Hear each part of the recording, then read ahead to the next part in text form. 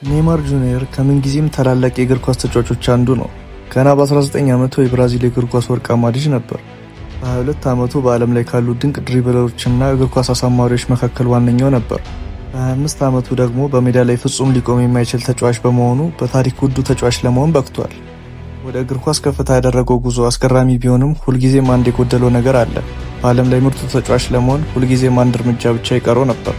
ነገር ግን ጉዳቶች፣ መጥፎ ባህሪዎችና ደካማ የሙያ ውሳኔዎች ያንን ግብ እንዳያሳካ ከለከሉት። ኔይማር በእውነት የሚጠበቅበትን ብቃት አሳይቷል። የእግር ኳስ የጥንካሬ ዘመኖች ውስጥ ምን ያህል አስደናቂ ነበሩ። ከሁሉም በላይ ደግሞ ይህ ምስኪን የብራዚል ልጅ እንዴት በምድር ላይ ካሉ ታላላቅ ተጫዋቾች አንዱ ሊሆን ቻለ? ይህ የኔይማር ሙሉ ታሪክ ነው። ወደ ታሪኩ ከመግባታችን በፊት ግን ስለ ኔይማር ያላችሁን ሀሳብ ኮመንት ላይ ጻፉልኝ። በዚህ ቻናል አዲስ የሆናችሁ ሰዎች ደግሞ ሰብስክራይብ በማድረግ የቻናላችን ቤተሰብ ይሁኑ። እንደ ሁሉም የብራዚል ታላላቅ ተጫዋቾች ኔይማር ያደገው በሳው ፓውሎ ውስጥ በዝቅተኛ የኑሮ ደረጃ ላይ ባለ ቤተሰብ ውስጥ ነው። ነገር ግን ገና በ4 ዓመቱ የእግር ኳስ ተሰጥኦ ግልጽ ነበር። አባቱ የቀድሞ ፕሮፌሽናል ተጫዋች ስለነበር ተሰጥኦን የማየት ችሎታ ነበረው። ስለዚህ ተፈጥሯዊ ችሎታው እንዳይባክን ልጁን በማስተማር ኔይማር ለሰዓታት በታላቅ ትጋትና ፍቅር ክህሎቱ እንዲያዳብር ረድቶታል። ልምምድ በማያደርግበት ወይም ከጓደኞቹ ጋር መንገድ ላይ በማይጫወትበት ጊዜ ኔይማር የእሱ አይዶል የሆነውን የሮናልዲኒዮ ቪዲዮዎች በማየት የእሱን ድንቅ ክህሎቶች ለመለማመድ ይሞክር ነበር። በ11 ዓመቱ በብራዚል ውስጥ ካሉ ምርጥ ክለቦች አንዱ የሆነውን ሳንቶሱን ተቀላቀለ። እዚያም ውስጥ በነበረው ጠንካራ የልምምድ ፕሮግራም ምክንያት ብቃቱ እየጨመረ ሄደ። በ14 ዓመቱ ጎበዝ ከመሆኑ የተነሳ ለሌላ ሳይሆን ለታላቁ ሪያል ማድሪድ እንዲሞክር ወደ ስፔን ተጋበዘ። በዚህ ወቅት እሱና አባቱ ትልቅ ምርጫ ገጠማቸው። ብራዚል መቆየት ወይስ ወደ ስፔን መብረር? ብዙ ወጣት ተጫዋቾች ከሚያደርጉት በተለየ ኔይማር ባህላዊ ሴቶች ለቤተሰቡ አስፈላጊ መሆናቸውን በመረዳት ብራዚል ከአባቱ ጋር ለመቆየት ወሰነ። ነገር ግን ይህ ኔይማር ከታላላቅ የአውሮፓ ቡድኖች ጥያቄ የቀረበለት ለመጨረሻ ጊዜ አልነበረም።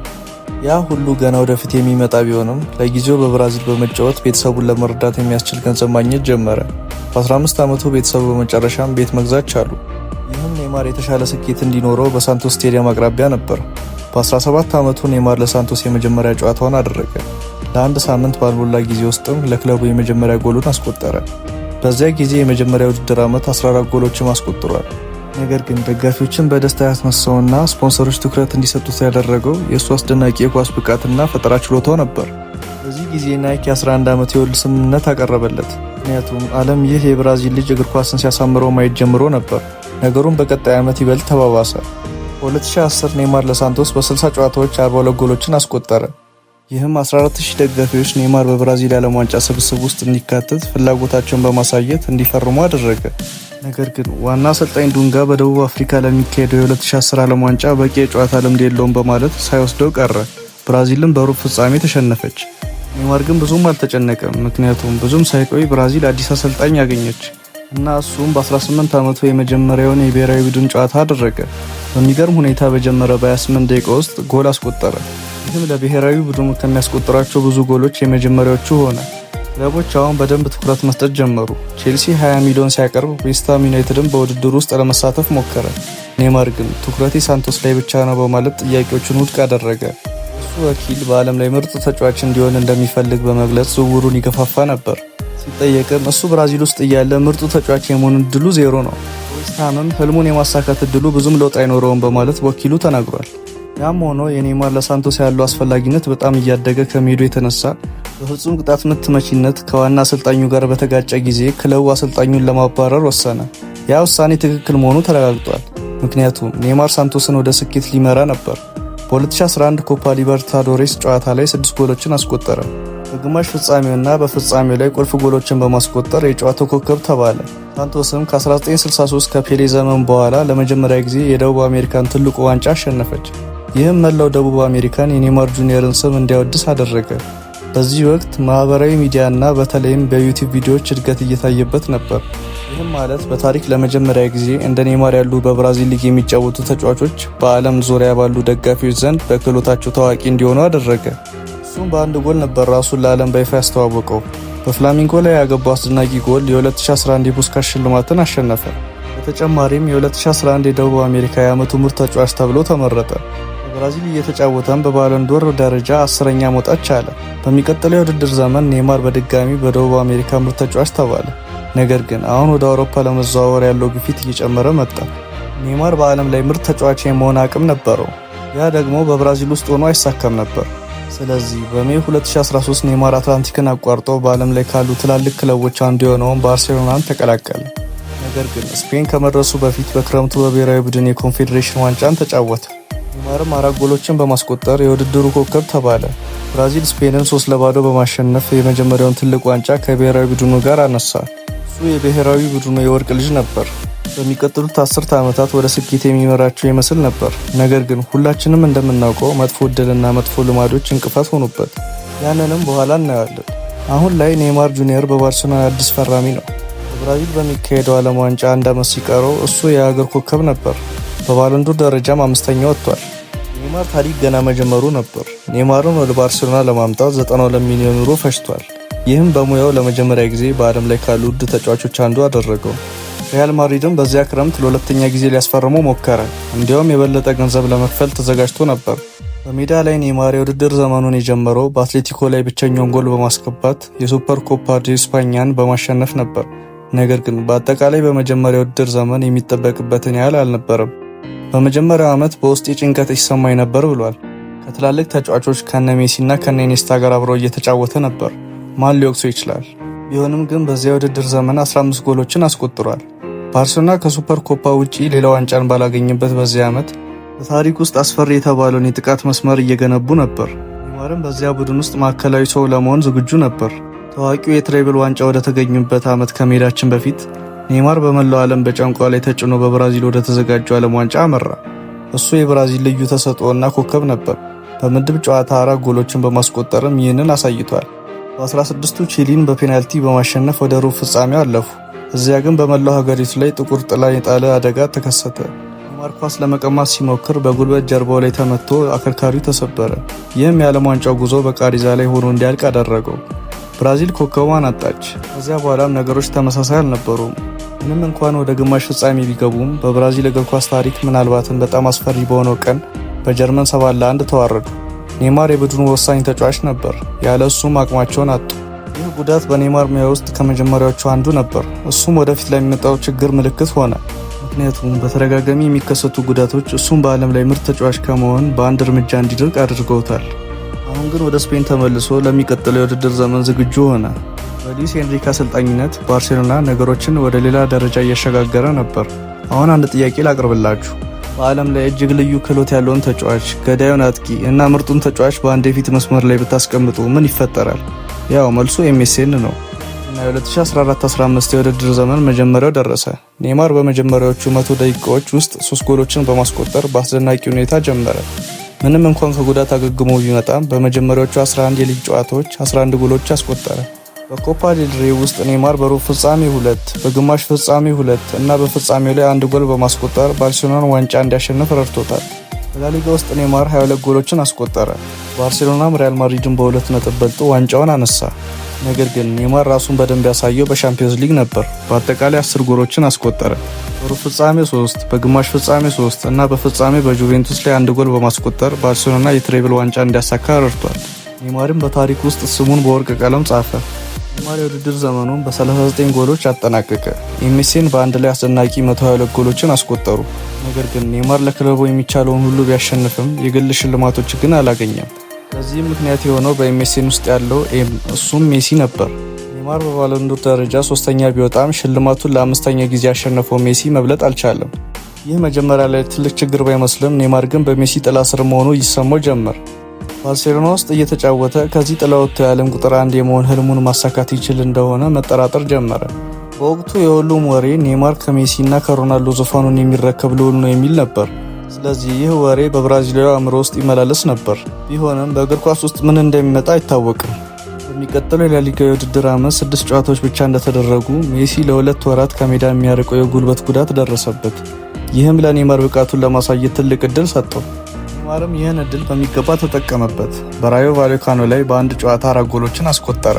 በ8 ጨዋታዎች ውስጥ 13 ጎሎችንና 9 አሲስቶችን በማድረግ በወቅቱ በዓለም ላይ ምርጥ ተጫዋች ተባለ። አንዳንድ ጎሎቹ ደግሞ በጣም አስደናቂ ነበሩ። ለምሳሌ በቪላሪያል ላይ ኳሱን በትከሻው አዙሮ የመታው ጎል።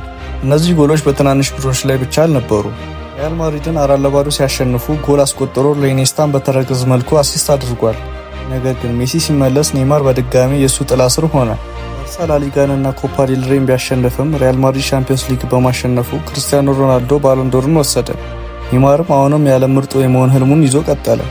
በዚያ ክረምት ኔይማር ረፍትን አላገኘም፣ ምክንያቱም ብራዚል ኦሎምፒክን እያዘጋጀች ነበር። ሀሳቡም ግልጽ ነው፣ ለሀገሩ የኦሎምፒክ ክብርን ማምጣት። ምንም እንኳን ይህ እንደ ዓለም ዋንጫ ባይሆንም አሁንም ትልቅ ዋንጫ ነበር። በሩብ ፍጻሜ ኮሎምቢያ ላይ ጎል አስቆጠረ።